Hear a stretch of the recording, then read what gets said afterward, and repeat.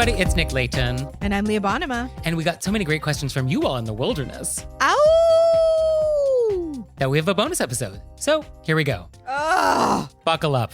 This is a journey. Wow. This one will make you sweat. Quote, I have an old friend from high school who frequently cancels plans last minute and doesn't make much of an effort to maintain a relationship at all. She then moved to a different city with her boyfriend and, over the past year, has rarely reached out or takes days to respond when I text to try and keep in touch. Recently, she and her boyfriend broke up, and she decided to begin what she's describing as a nomad lifestyle, which led her to briefly visit my city last month. At the time of her visit, I was actually out of town, and she made a point to text me and say that she was sad we were not there at the same time, and she would have loved to have seen me. She happens to be good friends with my current roommates, and while she was in town, I frequently saw posts on Instagram showing that she was in my apartment, spending time with them. I asked one of my roommates where she was staying, and they said, "Oh, she's staying in your room. She said she asked you." I was absolutely enraged. Not only was this a huge invasion of privacy, but I had been paying rent in a very expensive city for a room that she stayed in for free with no permission. I texted her to say that I had just found out and that I was so uncomfortable I didn't know what to say. Her response was extremely defensive and unapologetic, saying that she assumed it would be okay because she would have let me do the same and that she was planning on telling me that day, at which point she'd already been in my bed for a week, and that she was planning on leaving me a nice card and gift, but, quote, I suppose it doesn't matter now. I told her that I understood she's trying to save money with her nomad lifestyle, but I've been paying for the room while I'm gone, and she should repay me for the time she's been staying there without permission. She agreed and asked me to send her a detailed Venmo request, but she hasn't paid it since I sent it more than 2 weeks ago. My question is, am I justified in asking her to repay me for sleeping in my room for more than a week without permission? If so, how do I go about reminding her to pay me back as promised? I honestly had no desire to maintain this friendship before these events, so I am not terribly concerned about ending it on a bitter note. Wow. Wow. I get so angry. Yeah, I mean... Also, the audacity when some people have obviously been caught doing something untoward and then put it on the other person. It's a skill. That is a true skill. To be so bold as to try to make your bad behavior someone else's fault. I mean, that doesn't come easy to everybody. That's a great way very generous way to be like, you know what?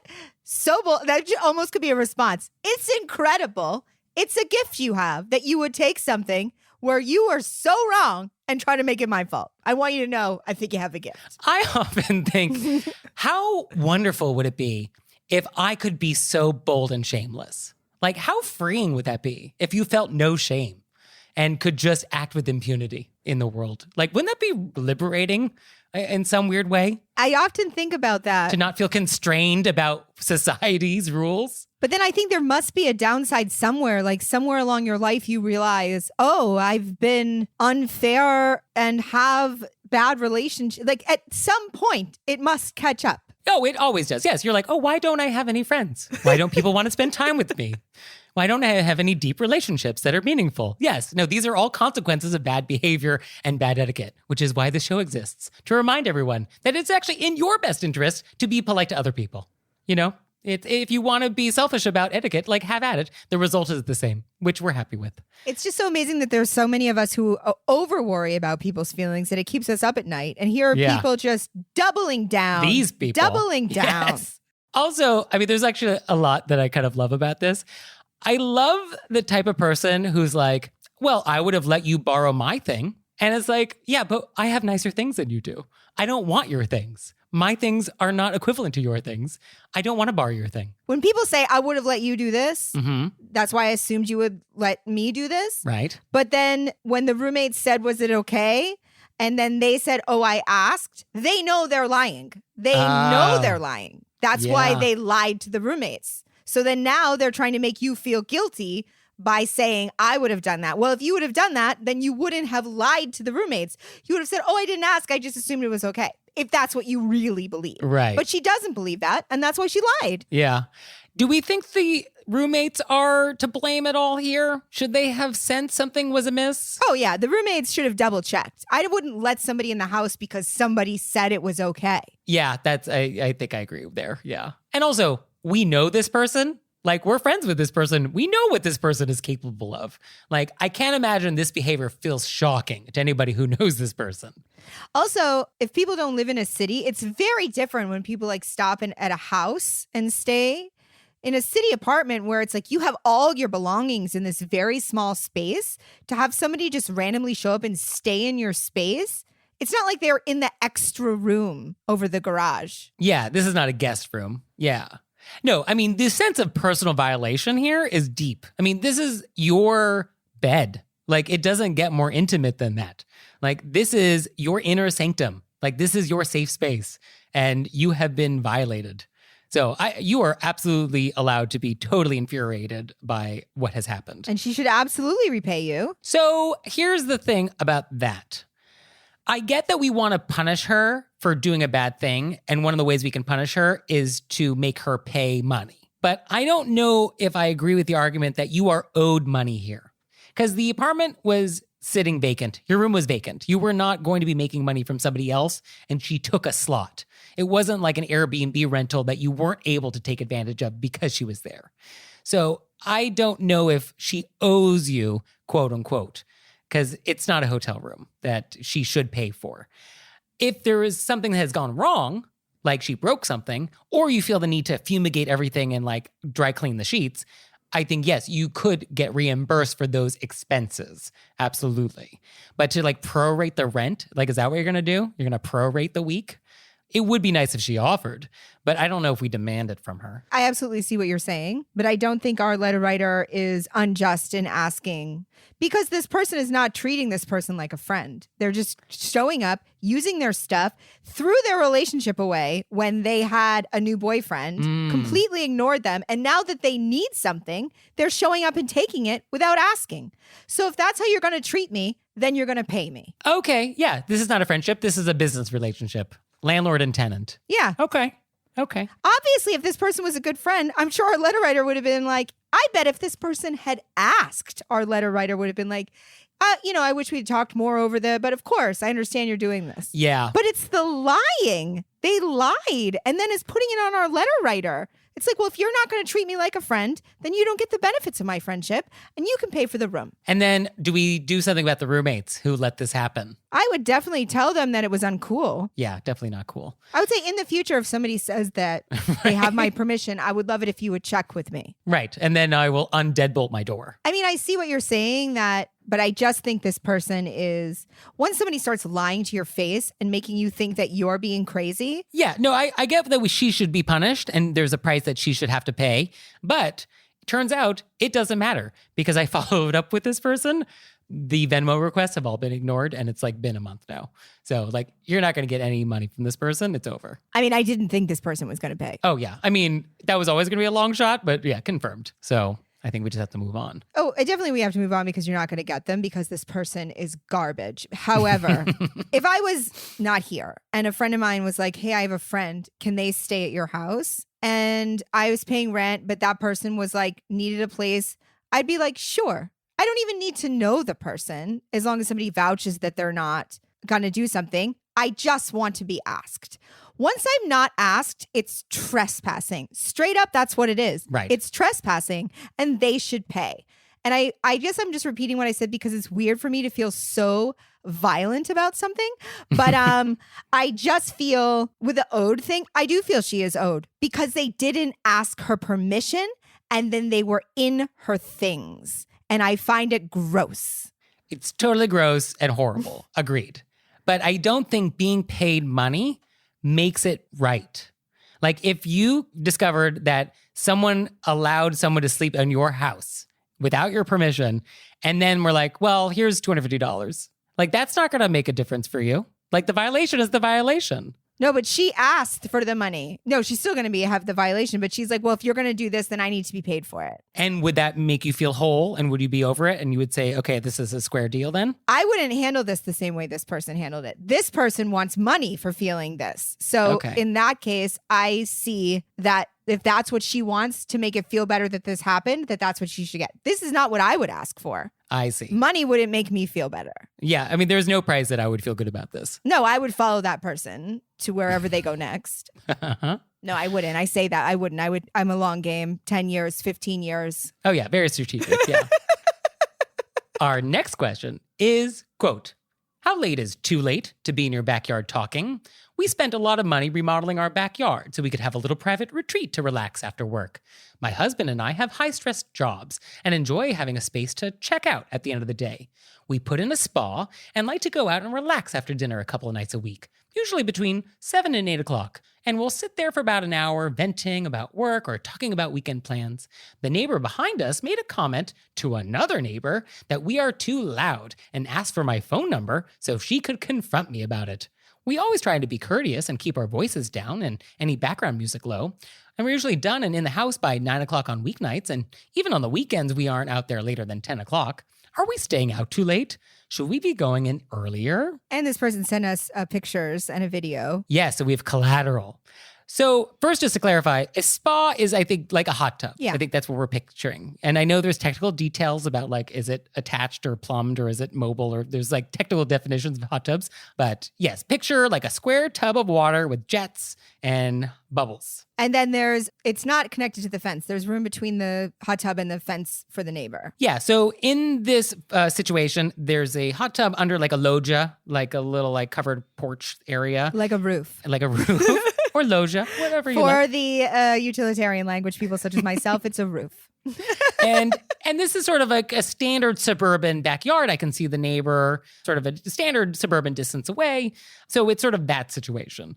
And the video shows the sound level of what's happening. We'll post a link to it. There's nothing identifiable about it, but you can get a sense of what we're hearing. It's a very calming sound. Yeah, I actually kind of like it. I immediately kind of took a nap. I was like, oh, this is lovely. So may I just add one thing? Yeah. I thought that you and I could do a whole show called Neighbors. Are we neighbors? Do we have to live next to each other now? No, we are not neighbors. Ooh, but so definitive, Leah. I would be a delightful neighbor. Think of all the sugar you could borrow. No, I didn't think it'd be the other way. I think it'd be the other way around. You would hate to be my neighbor. Yeah, no, I don't care for the pop-in. I don't think I care for the pop-in. I keep horrible hours. That's true. You would be mortified. No, where we just handle neighbor situations. We get so many that we just have to show up and be like, hey, we're next door. We're going to figure this out. Okay. Neighbors. So go ahead, what you were going to say. Well, I was saying that I'm actually from Marin County, and we are famous for our hot tubs. We are so famous, in fact, that George H.W. Bush got into huge trouble for making a hot tub joke about Marin. So we take it very seriously. I know my way around a hot tub. So to me, it sounded like a hot tub. Like it's a standard hot tub sound. It was not louder than that. And it wasn't even on like a wood deck. Sometimes when you have a hot tub on a wood deck, it actually resonates louder and vibrates like a piano. So this was actually like on stone or cement. So it wasn't doing that. And I feel like these hours in this community, this is like in Southern California, like 9 o'clock, 10 o'clock, like that's totally fine. Like that did not feel outrageous. So I feel like these are neighbors that just want pin drop quiet, which I think is unreasonable. I agree with you 100%. And I actually don't even think it matters where they are. These are reasonable hours. These are also reasonable hours, yes. If you are a neighbor and somebody is zipping it up by 9 o'clock and you can't handle that, you clearly need to move into the woods because, right. And this letter writer is clearly conscientious. Very, yes. They just want to be in their backyard, speaking in low voices, sitting in water that happens to be bubbling until 9 p.m. Yeah. That's not even, more than reasonable. And I was thinking, like, is the sound any different than like the AC that's running outside of your house? Like in Southern California, you have an AC probably. Like it's going to be a motor there. Like there's a lot of ambient motor sounds in the neighborhood, I'm sure. Oh, and we all have neighbors that have noises that we don't love or like habits we don't love. And it's sort of like an agreement that it's kept within reasonable hours. And then, but that's a part of being a neighbor. Except for wind chimes. Except for wind chimes, then stop bringing in the evil spirits. And that's because they work all times of the day. If your wind chime stopped at 9 p.m., I could deal with it. Okay. It's 1 a.m. where the devil's coming through my window that I'm not into it. So I think like all noise complaints, I think the way to handle it if you are confronted by an angry neighbor is you want to have empathy for their situation and their feelings are valid. So you want to kind of approach it with how can we solve this problem together? And you could offer to like run the hot tub, go to their house to hear what they hear. Because maybe there's some weird echoey thing that your little like loggia roof is causing and like it's focusing the sound in a weird way.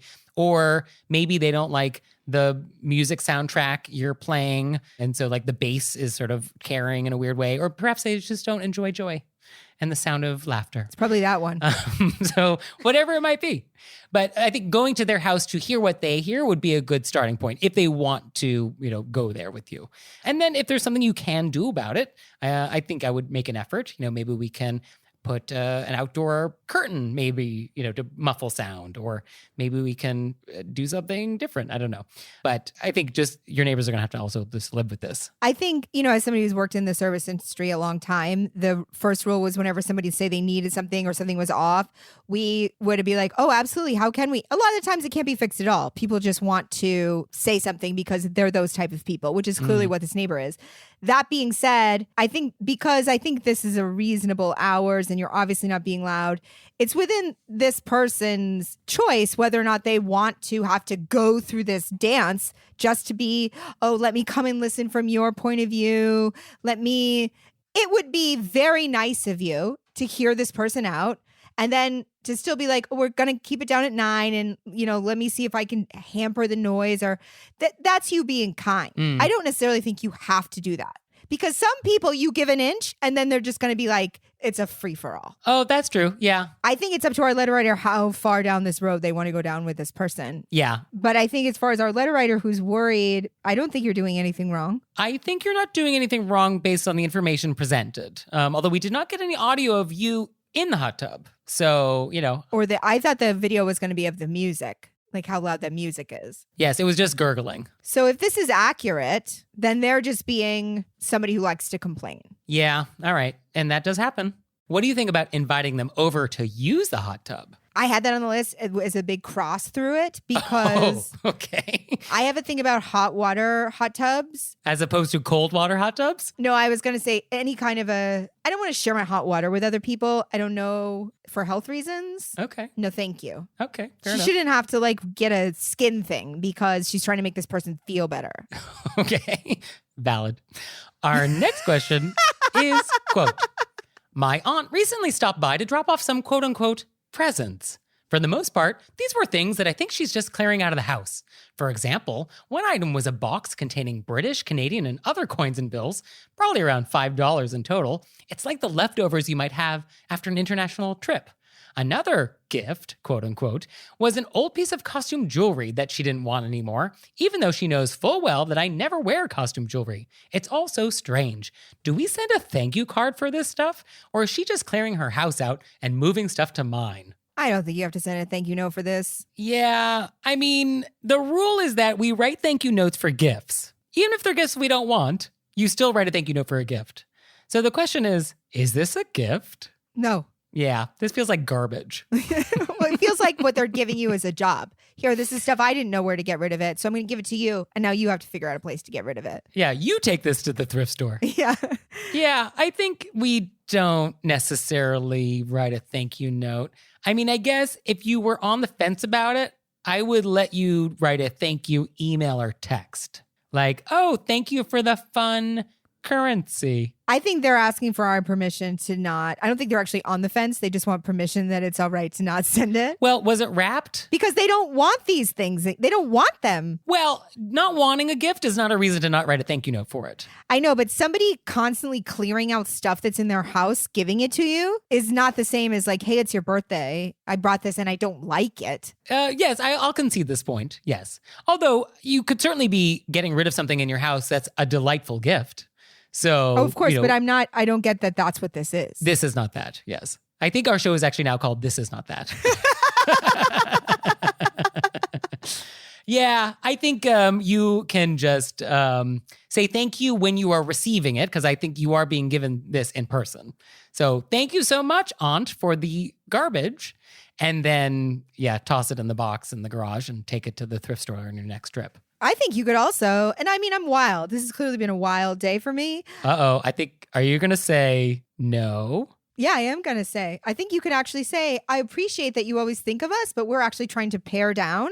And so if you come up with things in your house that you think we might like, we're actually trying to get rid of things. I appreciate you thinking of me, but like... Okay. I mean, that's very polite and direct. I like that answer. Feels a little unusual coming from you, but yes. Well, I'm at a breaking point in my life, Nick. Let's be honest. Okay. All right. Well, benvenuto. People just can't bring stuff that they want to get rid of and drop it off at your house for eternity. Yeah. And then you're stuck trying to find a way to be polite about stuff you didn't want.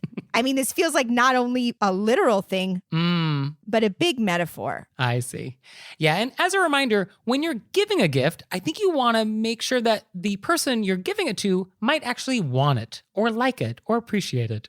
And so if you have a gift that's not thoughtful, that's a bad gift usually. She's also just clearly clearing out her house. I'm trying to get rid of a bunch of stuff now. I have stuff that I think people might like. And so I just text them, hey, I'm getting rid of stuff. I feel like this might be something you like.